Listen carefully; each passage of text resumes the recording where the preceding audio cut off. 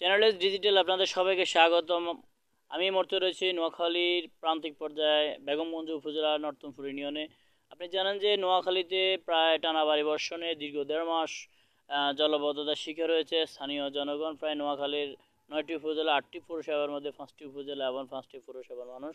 তো এইখানে 5টি পৌরসভার মধ্যে প্রায় ২০ লাখ মানুষ এই জলবদ্ধতার শিকার হয়েছে। যার কারণ হচ্ছে মানবসৃষ্ট জলবদ্ধতার কারণে বিভিন্ন ধরনের খাল দখল, অবৈধ উচ্ছেদ অভিযান না হওয়ার কারণে এবং সঠিকভাবে পানি নিষ্কাশন না হওয়ার কারণে এই যে জলাবদ্ধতার শিকার হয়েছে জনগণ। কিন্তু এই সেই যত দীর্ঘ ১.৫ মাস পরে পানি যদিও নিষ্কাশন হতে শুরু করেছে, সেই প্রান্তিক পর্যায়ের এই যে সড়কগুলো এখন বেশি উঠতে শুরু করেছে। সে বেশি উঠতে থাকার পর দেখা যাচ্ছে এই যে প্রান্তিক সড়কগুলোর কিন্তু বেহাল দশা, ক্ষতবিক্ষত হয়ে গেছে। এই ক্ষতবিক্ষত হওয়ার কারণে নোয়াখালীর প্রায় প্রান্তিক পর্যায়ে প্রায় হাজার হাজার এই রাস্তাঘাটের যে বেহাল দশা, এই রাস্তাগুলো পুনঃসংস্কারের জন্য সরকারের প্রায় কোটি টাকার ব্যয়ভার গ্রহণ করতে হবে।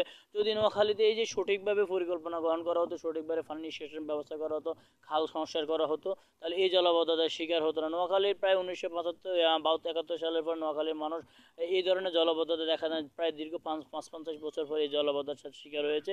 শুধু একমাত্র সঠিকভাবে পানি নিষ্কাশনের জলাবদ্ধতা না হওয়ার কারণে এই জলাবদ্ধতা দেখা দিয়েছে। এছাড়াও আমি আপনাদেরকে আরেকটু জানিয়ে রাখি, নোয়াখালী কবিরহাট উপজেলার দানশিলিক ইউনিয়নে রিক্সার দোকান, সেখানে একটি বেড়িবাঁধ দেওয়ার কারণে, ব্রিজ তৈরি করার জন্য বেড়িবাঁধ দেওয়ার কারণে সঠিকভাবে পানিগুলো এই পাশের পানিগুলা বঙ্গোপসাগরে যেতে না পারায় এই যে জলাবদ্ধতা দেখা দিয়েছে।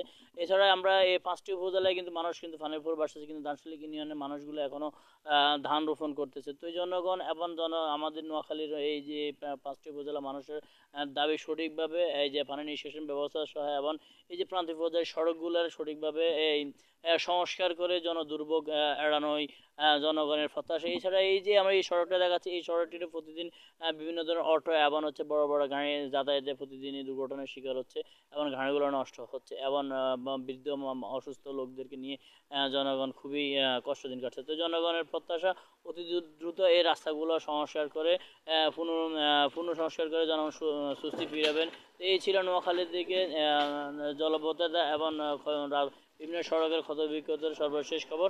নোয়াখালী থেকে শাহরিয়ার শিপন, চ্যানেল এস।